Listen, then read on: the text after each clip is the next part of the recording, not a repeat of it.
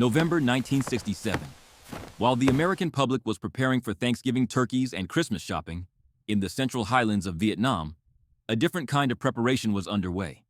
We were in Con Tum province, a place of jagged razorback ridges and deep shadow-filled valleys.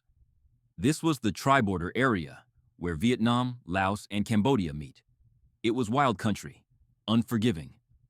The kind of terrain that breaks men before the first bullet is even fired. The mountains here didn't have names. They only had numbers, representing their height in meters. Hill 1338, Hill 1416, and the one that would become etched in black on the memorial walls. Hill 875. Intelligence reports started trickling in during October. The sensors were picking up movement, massive movement. The North Vietnamese Army, the NVA, was pouring 4 entire regiments into the area. That's 6,000 men. These weren't local guerrillas in black pajamas carrying rusty bolt action rifles. These were the elite. The 24th, 32nd, 66th, and 174th Regiments. They wore khaki uniforms, steel helmets, and carried brand new AK-47s and B-40 rocket launchers. They were regulars, disciplined, hard, and looking for a fight. General Westmoreland thought this was an opportunity. He believed the NVA was trying to capture the district capital of Dak To. He saw it as a chance to use American firepower to crush them in a classic set-piece battle. He sent in the best he had: the 4th Infantry Division, the 1st Cavalry, and the Sky Soldiers, the 173rd Airborne Brigade. The 173rd were proud. They were paratroopers. They wore their pants bloused into their boots and walked with a swagger that said they owned the ground they stood on. They had a saying, "If you want it done, send the herd." But they had no idea what was waiting for them up in those hills. The NVA hadn't just marched in. They had been there for months. While we were patrolling the valleys, they were hollowing out the mountains. They built complex bunker systems that would make a structural engineer jealous. They used thick logs, layered with 3 feet of dirt, then bamboo, then more dirt. These bunkers were connected by tunnels and communication trenches. They were invisible from the air and immune to artillery. They cleared fields of fire, lanes through the bamboo where they could shoot, but you couldn't see them until you were 2 feet away. And most importantly, they controlled the high ground. In warfare, the high ground is everything. To fight them, we had to climb. Climbing a mountain in the Central Highlands is a physical torture. The slopes are 45 to 60 degrees steep. The jungle is double canopy or triple canopy, meaning the sun never hits the ground. It is always twilight. The vegetation is thick with wait-a-minute vines, bamboo thorns, and leeches. You are carrying 80 pounds of gear. Your lungs burn. Your legs shake. You pull yourself up by grabbing roots and rocks. And all the while, the enemy is sitting at the top, rested, aiming down at you. The Battle of Dak To wasn't one fight. It was a series of brutal, violent clashes on a dozen different hilltops. But as the days turned into weeks, the focus narrowed down to one ridgeline. The radio chatter became frantic. Companies were making contact and getting chewed up, but the NVA weren't retreating. They were staying. They were digging in. They wanted us to come up. It was a trap. And with the arrogance of a superpower, we walked right into it. On the morning of November 19th, the order came down for the 2nd Battalion of the 173rd Airborne, specifically Companies C and D, to take Hill 875. It sounded like just another hill, just another number on a map. The men were already exhausted. They had been humping the boonies for weeks without a hot meal or a shower.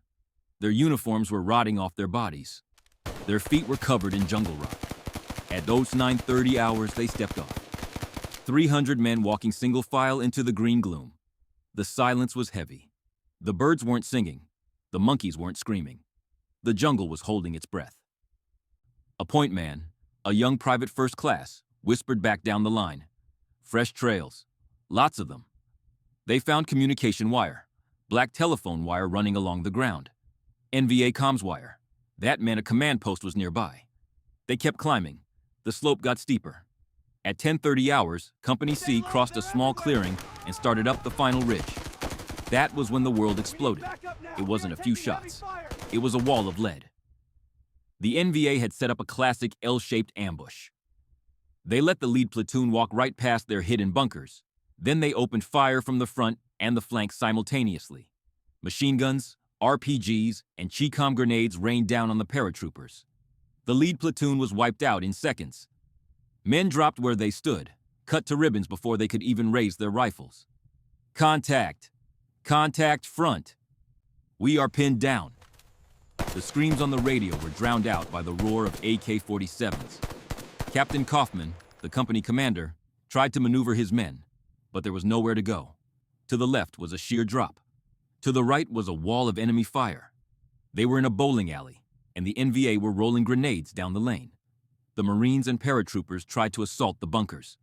This is where the bravery and the futility of the battle became clear. You couldn't see the bunkers until you were on top of them. A soldier would crawl up, throw a grenade, and think he had silenced the gun.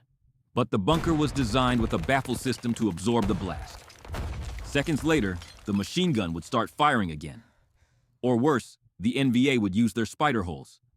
A paratrooper would pass a bush, and suddenly, an NVA soldier would pop up behind him and shoot him in the back, then disappear back into the earth. By noon, it was chaos. Company C had ceased to exist as a fighting unit.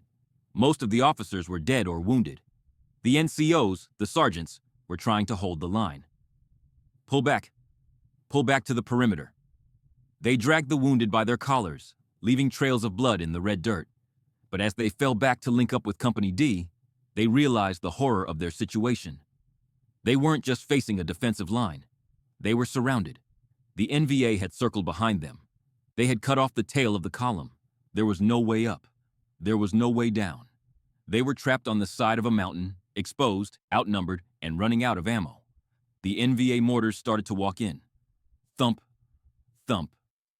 The rounds airburst in the trees above them, sending jagged shrapnel plunging down into the foxholes.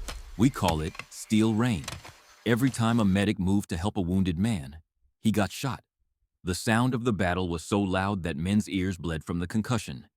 It was a continuous roar of automatic weapons and explosions. The 173rd Airborne, the Sky Soldiers, were being slaughtered, and the sun was starting to go down. Night was coming, and everyone knew that the NVA owned the night.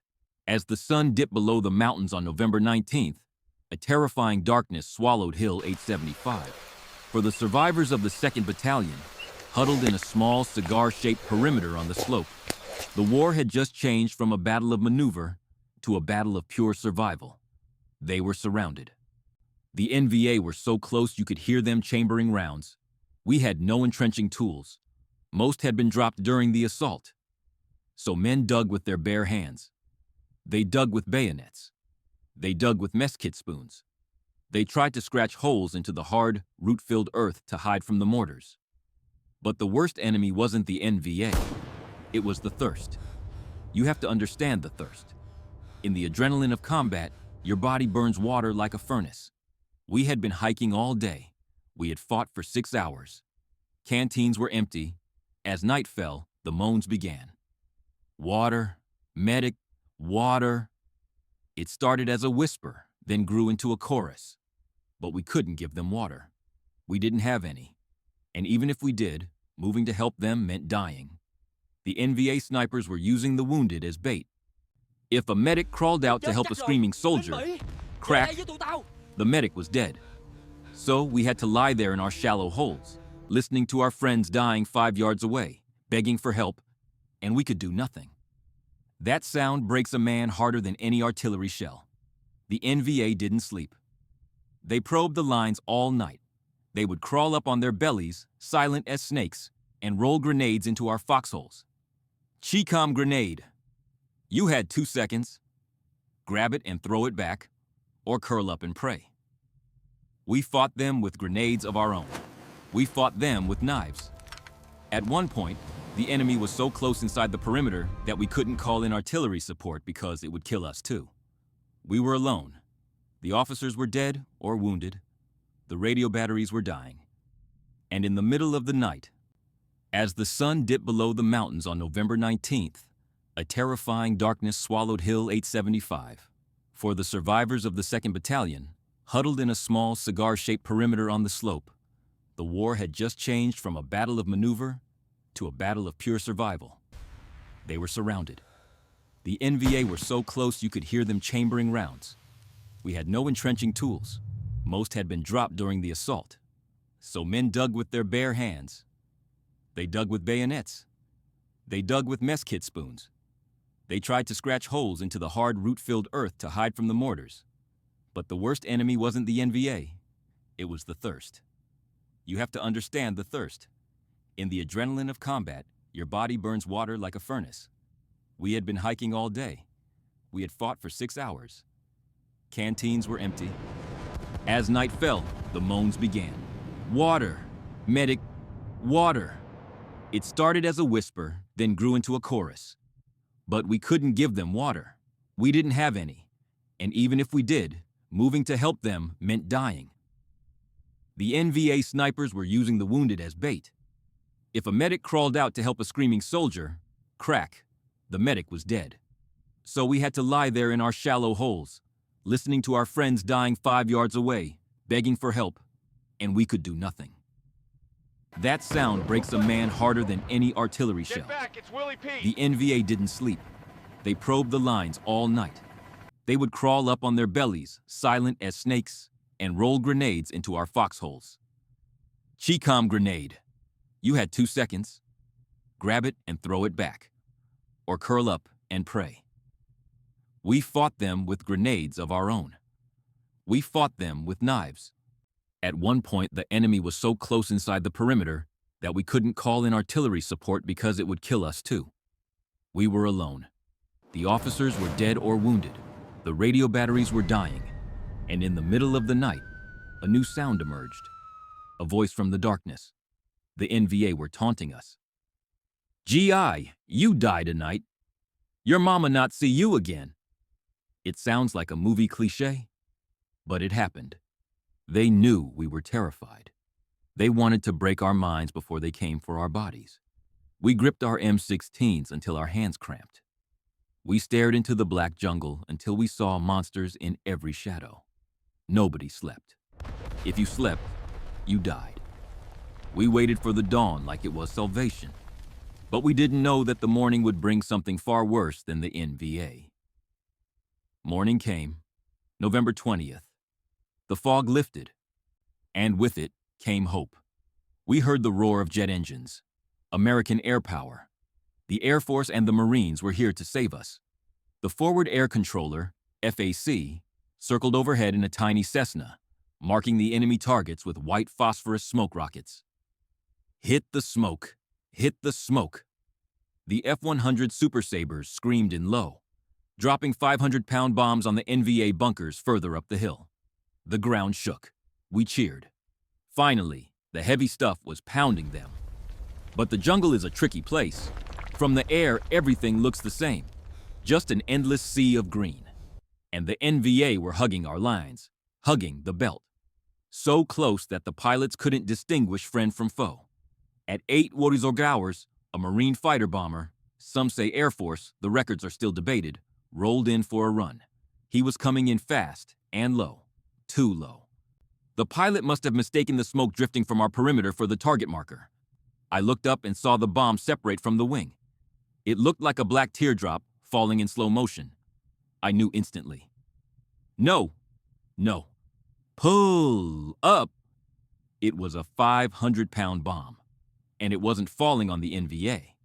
It was falling directly into the center of our command post. The explosion was apocalyptic. It didn't just kill, it erased. The command post, where the medics were working on the wounded, where the few remaining officers were planning the defense, where the radio operators were screaming for help, was vaporized. 42 men were killed instantly. 45 more were wounded. In a split second, nearly half of the surviving force was wiped out by our own bomb. The shockwave collapsed our foxholes. The heat singed our eyebrows. But the silence that followed was the worst. There were no screams at first. Just a stunned, ringing silence. Then, the chaos. Men were walking around in a daze, bleeding from the ears, crying, looking for their buddies. I saw a sergeant sitting on the ground, holding his helmet, staring at a crater where his squad used to be. He wasn't crying. He was just shaking his head, over and over again. The NVA saw the explosion. They knew what happened. They cheered. And then they attacked. They sensed blood. They swarmed up the hill, trying to overrun us while we were broken. If we had been regular soldiers, we might have surrendered. But we were paratroopers. The survivors, wounded, deafened, heartbroken, grabbed their weapons. They are coming. Get on the line. We fought with a rage that I have never seen before or since. We fought not for the hill, not for the flag, but for the brothers we had just lost. We killed anything that moved in the brush. We held the line. But inside, we were hollow. The bomb had taken more than our lives. It had taken our trust. The sky, which was supposed to be our savior, had become our executioner. For 2 more days, we held on. We drank rainwater pooled in muddy craters. We scavenged ammo from the dead. Finally, reinforcements arrived. The 4th Battalion of the 173rd fought their way up the hill to link up with us. When they saw us, they stopped. They looked at our hollow eyes, our torn uniforms, the piles of bodies wrapped in ponchos. They looked at us like we were ghosts. On November 23rd, Thanksgiving Day, the final assault began. We were going to take the top of Hill 875 once and for all. This time, we didn't walk. We crawled behind a wall of flamethrowers and artillery. The Zippo teams burned the bamboo. The artillery walked a rolling barrage just 50 meters ahead of us. We stormed the crest. We were screaming, firing, ready to tear the enemy apart with our bare hands. But when we got to the top, there was nothing. The bunkers were empty. The NVA had slipped away in the night. They had escaped into Cambodia, leaving behind only a few bodies to delay us. We stood on the summit of Hill 875. It wasn't a lush jungle mountain anymore. It was a moonscape. Not a single tree was left standing. The ground was churned into gray powder by thousands of bombs and shells. It smelled of sulfur, rotting flesh, and napalm. We had taken the hill, but we had lost 115 men killed and 253 wounded to get it. Was it worth it? That afternoon, the helicopters flew in. They brought something special. Hot turkey, gravy, cranberry sauce, pumpkin pie. It was Thanksgiving. The cooks set up a chow line on the charred summit, right next to the rows of body bags waiting to be flown out. It was the most surreal, grotesque scene of the war. We sat in the dirt, plates of turkey on our laps, surrounded by death. I tried to eat. The food tasted like ash. I looked at the turkey, then I looked at the poncho covering my best friend. I couldn't swallow. Most of us just threw the food away. We didn't want to celebrate. We just wanted to leave. A few days later, the Army abandoned Hill 875. We walked away. We gave it back to the jungle. Within a month, the grass had grown back. Within a year, the NVA were back on top of it. The Battle of Dak To was a tactical victory. We killed a lot of enemy soldiers. We stopped them from taking the town. But for the men of the 173rd Airborne, Hill 875 wasn't a victory. It was a tomb. It taught us the hardest lesson of Vietnam. You can conquer a mountain, but you can't conquer the ghost of the man standing next to you who didn't make it down. Thank you for watching this episode of Beneath the Metal. The story of Hill 875 is a reminder of the brutal cost of war and the brotherhood of those who fight it. Please subscribe and honor the memory of the Sky Soldiers.